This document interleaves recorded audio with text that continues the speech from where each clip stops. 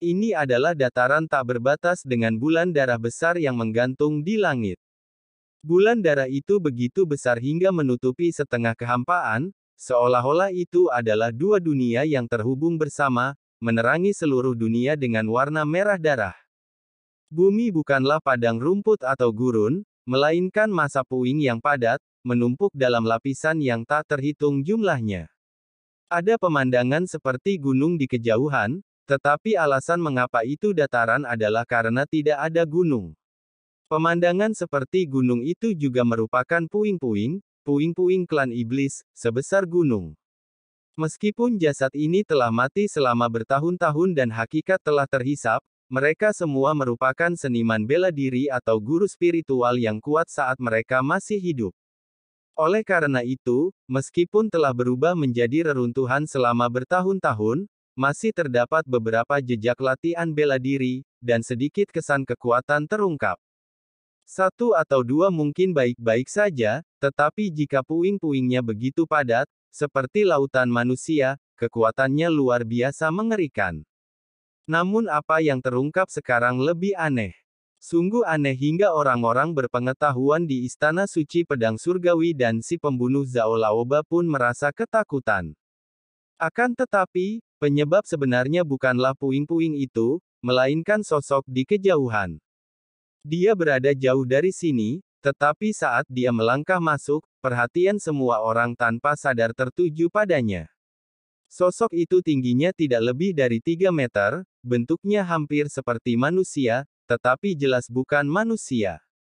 Ia tidak memakai pakaian apapun, dan ia tidak perlu memakai pakaian apapun, karena tubuhnya ditutupi oleh sisik-sisik hitam, yang tertanam di tubuhnya seperti baju besi. Ia berjongkok di tanah, tidak bergerak seperti patung. Tapi itu bukan patung. Sebab di belakang punggung dan di kepalanya terdapat tentakel-tentakel mirip ular yang tak terhitung jumlahnya, yang menggeliat layaknya makhluk hidup. Aura dewa kelas 5 terpancar dari orang ini, tetapi perasaan menindas yang diberikannya kepada orang-orang jelas tidak sesederhana tingkat kultivasinya. Karena tatapannya dipenuhi aura arogan dan mendominasi, seolah-olah dialah pembunuh reruntuhan di tanah. Terutama saat ini, hal itu tengah menatap semua orang di Istana Suci Pedang Surgawi. Jelas saja, Istana Suci Pedang Surgawi memiliki banyak orang, tetapi cara orang itu memandang mereka seolah-olah dia sedang melihat mangsa. Kondensasi. Suara kepala Istana Pedang Surgawi memecah suasana yang menindas. Menghadapi keberadaan seperti itu, dia tidak berani gegabah dan segera memanggil formasi pedang surgawi. Namun tak lama kemudian, wajah semua orang di Istana Pedang Surgawi menjadi semakin muram. Mereka terkejut mendapati bahwa formasi pedang surgawi tidak dapat dibentuk. Oh! Pada saat itu, tawa sarkastis terdengar. Itu berasal dari monster hitam. Kamu sendirian di sini. Suara itu terdengar lagi, dan semua orang di Istana Suci Pedang Surgawi tampak pucat pasi. Suara itu tidak datang dari jauh, tetapi tepat di depan mereka. Monster hitam itu, bagaikan hantu, muncul di hadapan kepala Istana Pedang Surgawi. Dentang. Kepala Istana Pedang Surgawi tiba-tiba menghunus pedangnya, tetapi sesaat kemudian dia tertegun. Pedang dewa telah terhunus, tetapi ditangkap oleh monster hitam di depannya dengan satu tangan. Melihat hal ini, kepala Istana Pedang Surgawi melantunkan beberapa mantra sihir, dan kekuatan bela diri yang luar biasa terus mengalir ke dalam pedang suci tersebut. Pedang suci itu bersinar terang dan menjadi lebih kuat. Itulah seni bela diri Istana Pedang Surgawi.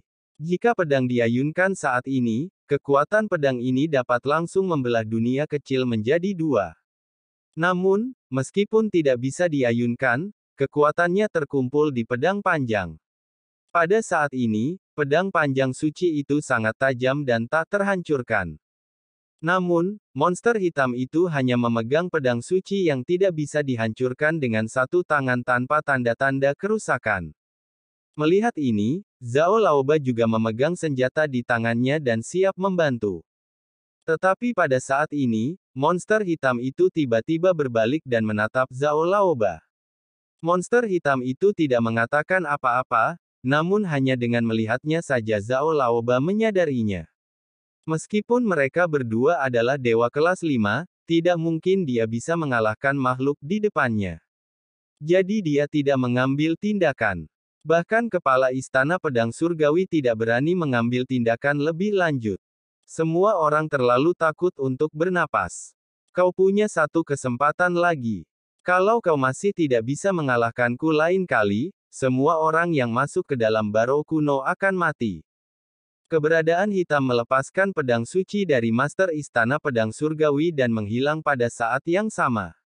Orang-orang melihat ke tempat di mana monster hitam itu berjongkok sebelumnya, dan benar saja, monster hitam itu telah kembali ke sana. Dia masih berjongkok di sana seperti patung batu, tentakel di belakangnya masih menggeliat, tetapi tubuhnya seperti patung, hanya menatap ke arah orang-orang dari Istana Pedang Surgawi.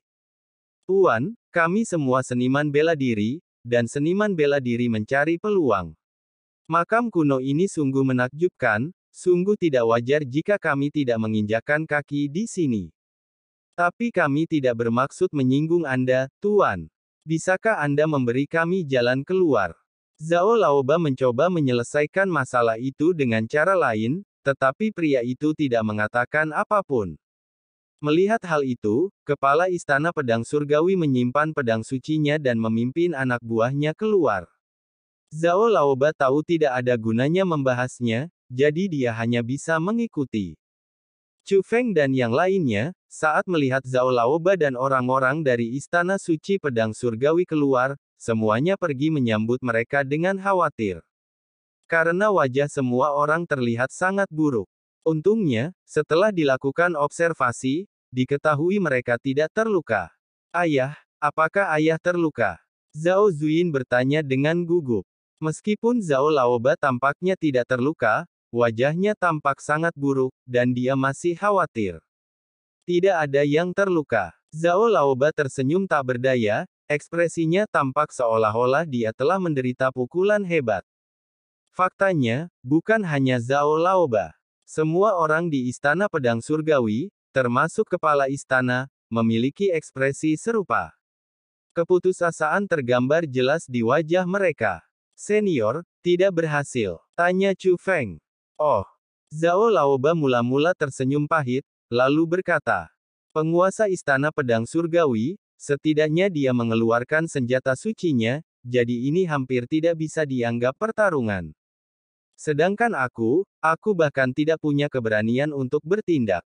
Meskipun mereka berdua adalah dewa kelas 5, perbedaan di antara mereka seperti perbedaan antara langit dan bumi.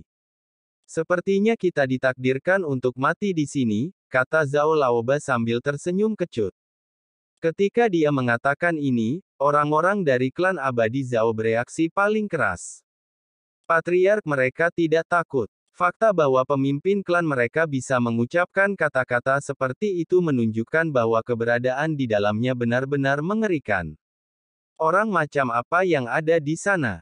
Apakah dia semacam formasi, atau dia benar-benar ada? Tanya Chu Feng lagi. Rasanya seperti nyata. Kepala Istana Pedang Surgawi berbicara, dan seraya berbicara dia melambaikan lengan bajunya, lalu kekuatan penghalang pun terbentuk. Monster hitam di dalam gerbang penghalang direproduksi dengan sempurna. Melihat orang ini, Chu Feng tidak bisa menahan perasaan gugup. Pada Yuan Yanri, tepat setelah ia menerima warisan, sebuah jimat muncul di tubuhnya. Chu Feng dan yang lainnya tidak mengetahui efek mantra pada saat itu, jadi Chu Feng menggunakan mata Dewa Tiga Alam untuk mengamati. Namun setelah pengamatan, kesadaran Chu Feng terseret ke dalam dunia kegelapan tak berujung. Di sana, Chu Feng melihat suatu eksistensi besar, yang seperti sebuah dunia berjongkok di kejauhan langit berbintang. Keberadaan besar itulah yang mengingatkan Chu Feng bahwa 7 bintang berturut-turut dapat memecahkan kebuntuan. Oleh karena itu, Chu Feng curiga bahwa orang itu mungkin pemilik makam kuno tersebut. Meskipun Chu Feng tidak dapat melihat wajah spesifiknya dengan jelas, dia dapat melihat garis besarnya. Dan orang itu sangat mirip dengan eksistensi yang diringkas oleh Palace Master dari Heavenly Sword Palace di depannya.